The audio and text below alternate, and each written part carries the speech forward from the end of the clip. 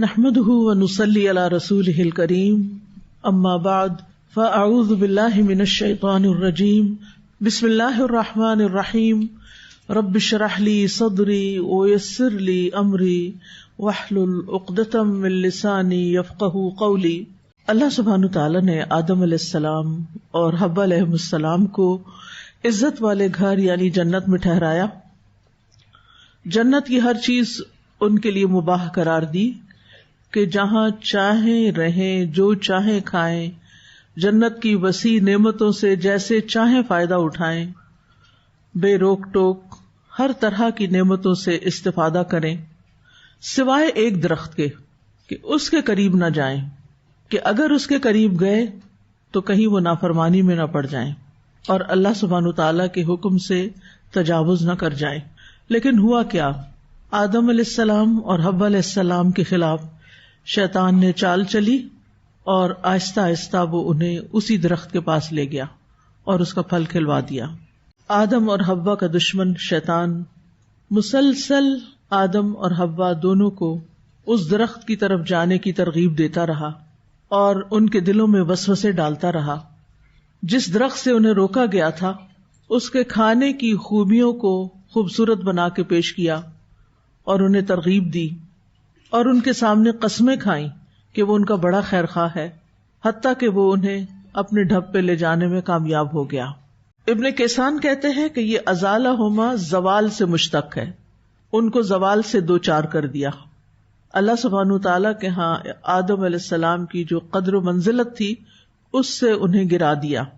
اللہ تعالیٰ نے آدم علیہ السلام پر بے شمار احسانات کیے تھے اور خاص طور پر جو فرشتوں سے سجدہ کروایا اور انہیں علم دیا اور انہیں جنت میں بسایا، تو اب تک آدم علیہ السلام اوپر کی طرف جا رہے تھے، ایک کے بعد ایک نعمت ان کو مل رہی تھی۔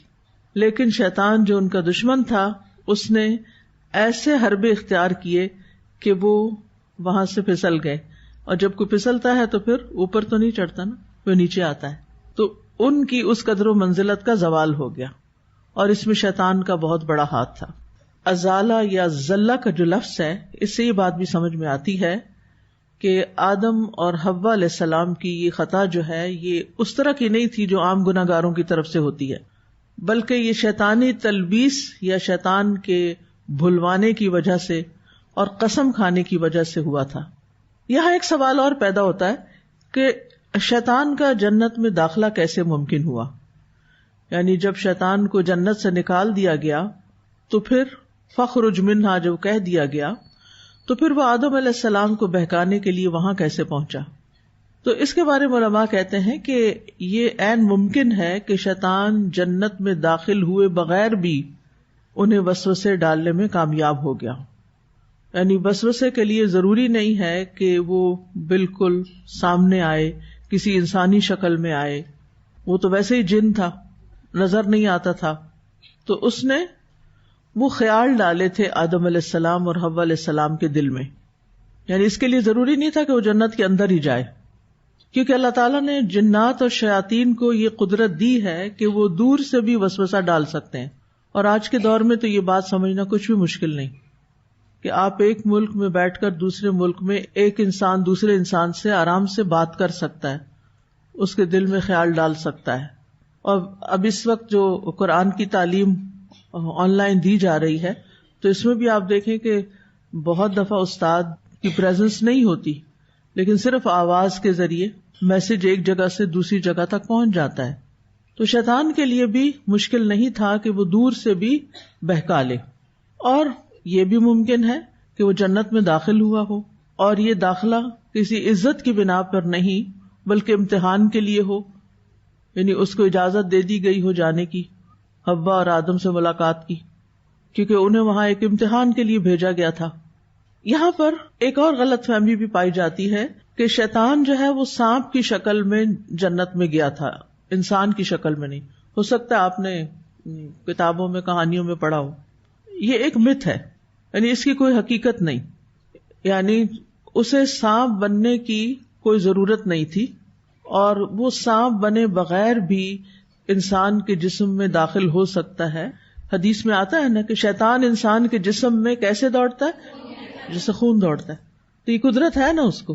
بعض لوگ سوال کرتے ہیں کہ کیا شیطان پوزیس کر سکتا ہے, یعنی جنات پوزیس کر سکتے؟ جی کر سکتے ہیں. ان کا مس ہوتا ہے جس کا ذکر سورۃ البقرہ میں آتا ہے, یتخبطہ الشیطان من المس. اس کی وجہ سے بعض اوقات انسان بے ہوش بھی ہو جاتا ہے, یا وہ اپنے حواس کھو دیتا ہے تو اس کے اندر سے جن خود بولنے لگتا ہے. ایسے کئی چیزیں مشاہدے میں بھی آئی ہیں. بعض لوگوں کی تو آواز بھی بدل جاتی, بعض کی آواز نہیں بدل جاتی لیکن گفتگو بالکل بدل جاتی ہے, اور جب وہ انسان ہوش میں آتا ہے تو اسے بالکل پتہ نہیں ہوتا. اور یہ میرے فرسٹ ہینڈ مشاہدے کی بات ہے, میں نے بہت قریب سے لوگوں کو دیکھا ہے. میرے والد علاج بھی کیا کرتے تھے ایسے لوگوں کا. تو جب وہ ہوش میں آتا ہے اصل انسان, تو وہ کہتے کہ آپ لوگ یہاں کیوں بیٹھے ہوئے ہیں, یہ کیا ہو رہا ہے. جب اسے بتایا جاتا ہے کہ تم نے ایسے اور ایسے کہا, اس نے کہا مجھے تو نہیں پتا, کیونکہ وہ اس کے ہوش و حواس پر ہی شیطان چھا جاتا ہے.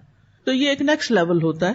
اس وقت اس تفصیل میں جانے کی ضرورت نہیں, لیکن یہ بات حدیث پر مشتمل ہے کہ شیطان کو انسان کے جسم میں داخل ہونے کی, یا جن کو انسان کے جسم میں داخل ہونے کی قوت دی گئی ہے, اور وہ اس بنا پر انسان کے اوپر منفی اثرات مرتب کر سکتا ہے.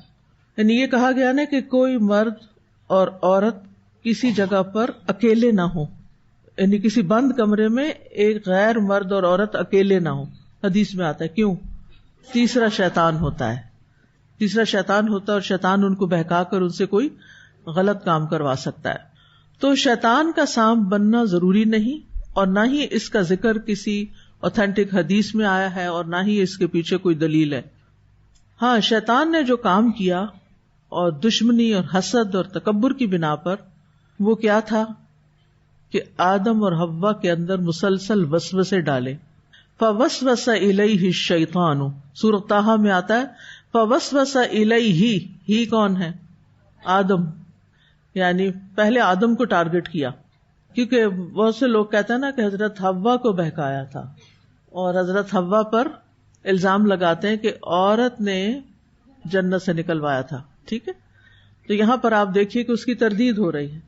فوسوس الیہ, اگرچہ بعد میں دونوں کا ذکر بھی آتا ہے, اس نے دونوں کو ہی کیا, لیکن پہلے آدم علیہ السلام. وہ خاطب بھی کس کو کر رہا ہے؟ آدم علیہ السلام کو. یا آدم هل ادلک علی شجرۃ الخلد, کیا میں تمہیں شجرۃ الخلد کا پتہ بتاؤں؟ وملک لا یبلی, اور ایسی بادشاہت کی طرف تمہاری رہنمائی کروں کہ جسے کبھی پرانا نہیں ہونا. انسان کے اندر ان دو چیزوں کی بڑی خواہش ہے, اور وہ انسان کی نفسیات کو خوب سمجھتا تھا. ایک ہے ہمیشہ جینے کی خواہش, ہم میں سے کوئی بھی مرنا نہیں چاہتا ہے نا ایسا. جب کسی کی موت کی خبر سنتے ہیں تو کیا کہتے ہیں؟ شکر ہے میں بچ گئی ہوں, کتنے دن بچیں گے, آخر تو وہیں جانا ہے. تو شجرۃ الخلد یعنی ایسا درخت کہ جس کا پھل کھانے سے انسان مرتا نہیں. اگر دنیا میں آپ کو پتہ چل جائے کسی ایسی چیز کا, تو آپ کیا کریں گے؟ ہر قیمت پر جا کھائیں گے, چاہے کوئی آپ کو کہے نہیں یہ شیطان کہہ رہا ہے, تب بھی آپ کہیں گے نہیں بے شک شیطان کہتا رہے, بعد میں دیکھی جائے گی, ابھی تو میں ذرا کھا لوں. کیسا جھانسا دیا. دوسری چیز ریاست کی خواہش, عہدے کی خواہش, بڑا بننے کی خواہش, دوسروں کو کنٹرول کرنے کی خواہش, بادشاہت کی خواہش. یہ بھی ہر انسان کے اندر کسی نہ کسی درجے میں موجود ہوتی ہے. ساس بہو کی لڑائی کس بنا پہ ہوتی ہے؟ یعنی جہاں بھی, الحمدللہ ہر جگہ یہ لڑائی نہیں ہے, لیکن جہاں بھی یہ لڑائی ہے اس کے پیچھے اگر آپ دیکھیں تو حب جاہ ہے. یعنی ساس کیا چاہتی ہے کہ ہر چیز پر میرا کنٹرول رہے, اور بہو کیا چاہتی ہے کہ مجھے اتھارٹی دی جائے. لہذا ان دونوں میں ایک ٹسل چل پڑتی, اور جب دونوں ہی بے نیاز ہونا, ایک کو چاہیے نہ دوسرے کو چاہیے, تو پھر مسئلہ ہی کوئی نہیں ہوتا. اسی طرح آپ دیکھیں ہمارے ملک میں کیا مسئلہ ہے, ہماری قیادت میں کیا مسئلہ ہے, ہم زوال کا شکار کیوں ہوتے چلے جا رہے ہیں؟ کس چیز کی لڑائی ہے جو ملک کو آگے نہیں جانے دیتی؟ حب ریاست. اور یہ صرف ہمارے ملک میں نہیں, بہت سی جگہوں پر. اور آپ دیکھیں کہ اچھے بھلے لوگ ایک دوسرے کو زہر دے کے, کسی طرح مار مروا کے, اور کیسی کیسی سازشیں کر کے, اگر آپ تاریخ پڑھیں تو تاریخ میں آپ کو بے شمار ایسے قصے ملیں گے کہ جہاں پر یا قتل کروا دیا گیا, یا مروا دیا گیا, یا زہر کھلا دیا گیا, یا اغوا کر لیا گیا. یعنی کوئی نہ کوئی قصہ ملتا ہے. کسی طرح سیٹ خالی ہو اور دوسرا شخص جا کر اس پر قابض ہو. تو یہاں شیطان کو انسانوں کی دو بڑی ویکنیسز کا پتہ تھا، لہذا اس نے ان کے دل میں جو بات ڈالی، جو وسوسہ ڈالا، وہ بھی اسی قبیل سے تھا۔ اس سے کیا پتہ چلتا ہے کہ شیطان انسان پر اسی وقت حاوی ہوتا ہے جب وہ اس کے سامنے اس کی پسندیدہ چیز کو خوشنما بنا کے دکھاتا ہے۔ کسی چیز کی محبت تمہیں اندھا اور بہرا کر دیتی ہے، یعنی جس انسان سے محبت ہوتی ہے اس کا کوئی عیب لگتا ہی نہیں، اور جس انسان سے نفرت ہوتی ہے اس کی کوئی خوبی نظر ہی نہیں آتی۔ یہ انسان کی کمزوری ہے۔ تو ابلیس عام طور پر لوگوں کو دو طریقوں سے یا دو راستوں سے گمراہ کرتا ہے، نمبر 1 خواہشات کے ساتھ، اور نمبر 2 شبہات یعنی شکوک و شبہات کے ساتھ، شک میں ڈال کے۔ اللہ سبحانہ وتعالیٰ نے آدم اور حوا کو واضح طور پر حکم دیا تھا، وَلَا تَقْرَبَا هَٰذِهِ الشَّجَرَةَ فَتَكُونَا مِنَ الظَّالِمِينَ، تم نے اس درخت کے قریب بھی نہیں جانا، پھل کھانا تو دور کی بات، اس کے پاس سے بھی نہیں گزرنا۔ لیکن اس کے باوجود ابلیس نے ان کے اندر ایسا شبہ ڈالا اور اس پہ اللہ کی قسم کھائی، اور وہ شبہ کیا تھا کہ جو اس درخت سے کھائے گا وہ فرشتہ بن جائے گا، ہمیشہ رہے گا، اسے موت نہیں آئے گی۔ تو آدم علیہ السلام کو یہ خواہش پسند آئی اور ابلیس ان کے اوپر حاوی ہو گیا۔ سورۃ الاعراف میں آتا ہے، پھر شیطان نے ان دونوں کے لیے وسوسہ ڈالا تاکہ ان کے لیے ظاہر کر دے جو کچھ ان کی شرمگاہوں میں سے ان سے چھپایا گیا تھا، یعنی ایک دوسرے کے جو شرمگاہیں چھپائی ہوئی تھی وہ ان کے سامنے کر دے۔ اور اس نے کہا، تم دونوں کے رب نے تمہیں اس درخت سے منع نہیں کیا مگر اس لیے کہ تم دونوں فرشتے بن جاؤ یا ہمیشہ رہنے والوں میں سے ہو جاؤ۔ اور اس نے دونوں سے قسم کھا کر کہا کہ بے شک میں تم دونوں کے لیے خیر خواہوں میں سے ہوں۔ شیطان کی غرض یہ تھی، اور اسے معلوم تھا کہ درخت کھانے کا نتیجہ کیا ہوگا، اس کو پتا تھا کہ ان کا لباس اتروا لیا جائے گا، اور وہ چاہتا یہ تھا کہ ابن آدم کو ایکسپوز کر دے۔ دشمن ہمیشہ کیا کرتا ہے؟ بے عزت کرتا ہے، آپ کو ایکسپوز کرتا ہے۔ ابھی بھی آپ دیکھیں کہ جو لوگ ایک دوسرے سے حسد کرتے ہیں نا، جن لوگوں کی آپس میں لڑائیاں ہوتی ہیں، پہلے تو وہ گھروں میں ہوتی تھی، لیکن اب وہ کیا کرتے ہیں، سوشل میڈیا پہ جا کے لکھتے ہیں فلاں ایکسپوزڈ، لال رنگ کا بڑا بڑا وکی لیکس۔ اچھا، وہ ایکسپوز کیا کرتے ہیں، پھر نیچے جو برائیاں ان کی کوئی نہ کوئی چیزیں لا کے ادھر ادھر کی سچی جھوٹی وہ ویڈیو بنا کے پیش کرتے ہیں۔ اب ایسی ویڈیوز کو لوگ بڑا پسند کرتے ہیں، بھلا دیکھیں، تجسس ہے نا انسان کے اندر، دیکھیں یہ اندر سے کیسا ہے، دیکھیں اس کا دوسرا رخ کیا ہے۔ تو یہ کون کرتے ہیں ایکسپوز ایک دوسرے کو؟ دوست، دشمن۔ تو ابلیس چونکہ دشمن تھا، اس نے آدم علیہ السلام سے نہ کوئی غلطی ہوئی، نہ کوئی گناہ، نہ کچھ، تو اس کے پاس تو کچھ تھا ہی نہیں انہیں بدنام کرنے کے لیے یا ان سے کچھ بدلہ لینے کے لیے۔ تو اس نے کیا کیا کہ ایسا کام کروں کہ ان کا لباس اتر جائے۔ لباس کیا ہے انسان کے لیے؟ زینت ہے، انسان کو سردی گرمی سے بچاتا ہے، لیکن لباس صرف زینت نہیں ہے، لباس انسان کی عزت بھی ہے۔ جو معزز لوگ ہوتے ہیں نا، وہ بے لباس نہیں ہوتے۔ تو شیطان نے کیا چاہا کہ ان کا لباس اتروا، ان کو ننگا کرو، ان کو ایکسپوز کرو۔ اور یہاں شرمگاہ کو سوء کہا گیا ہے، من سوءاتہما۔ سوء کا لفظ سو سے ہے۔ سو کس کو کہتے ہیں؟ برے کو، کیونکہ اس جگہ کا ننگا کرنا ہر ایک کو برا لگتا ہے، بچوں کو بھی برا لگتا ہے، فطرت پر ہوتے ہیں نا، یعنی انسان کی فطرت میں کہ ان کو چھپائے، اور ان حصوں کو ننگا کرنا ایک قبیح فعل ہے، گندا کام ہے کہ انسان کسی کے سامنے ننگا ہو۔ تو بہرحال شیطان نے دو چیزوں کی لالچ دے کے بہکایا۔ اس کا خیال تھا کہ تمہارے اندر اس درخت کا پھل کھانے سے فرشتوں جیسی صفات پیدا ہو جائیں گی، یا ہمیشہ ہمیشہ جنت میں رہنے والوں میں شامل ہو جاؤ گے۔ صرف اتنا نہیں کیا اس نے، وَقَاسَمَهُمَا، قسم بھی کھا لی۔ اسی لیے یہاں پر اس کو آپ آدم علیہ السلام کا گناہ نہیں بتائیں گے، کیونکہ نہ ان کا کوئی ارادہ تھا، اور نہ وہ یہ چاہتے تھے کہ شیطان کی بات مانے، اور نہ وہ اللہ کی نافرمانی کرنا چاہتے تھے۔ یہ شیطان کی سخت کوشش کے بعد ایک پھسلن اور ایک بھول ہو گئی تھی۔ انبیاء جو ہوتے ہیں وہ سارے معصوم ہیں۔ اللہ کی نافرمانی کرنے والا، سب سے پہلی بات تو یہ کہ اللہ کا حکم نہیں مانا۔ سب سے پہلے شیطان نے اللہ کا حکم نہیں مانا، سجدہ نہیں کیا۔ پھر سب سے پہلا حسد اس نے کیا، سب سے پہلے تکبر اس نے کیا، پھر بحث اس نے کی، لاجک اس نے استعمال کیا، اور سب سے پہلے جھوٹی قسم اس نے کھائی، ابن کثیر کہتے ہیں ہمارے والد آدم علیہ السلام یہ سوچ بھی نہیں سکتے تھے کہ کوئی اللہ کی جھوٹی قسم بھی کھا سکتا ہے. تو آدم علیہ السلام کو تنبیہ کی جانے کے باوجود وہ درخت کا پھل کیوں کھا گئے؟ سورۃ طٰہٰ میں اس کا جواب آتا ہے. اور یقیناً ہم نے اس سے پہلے آدم سے عہد لیا تو وہ بھول گئے، وہ اپنا عہد بھول گئے.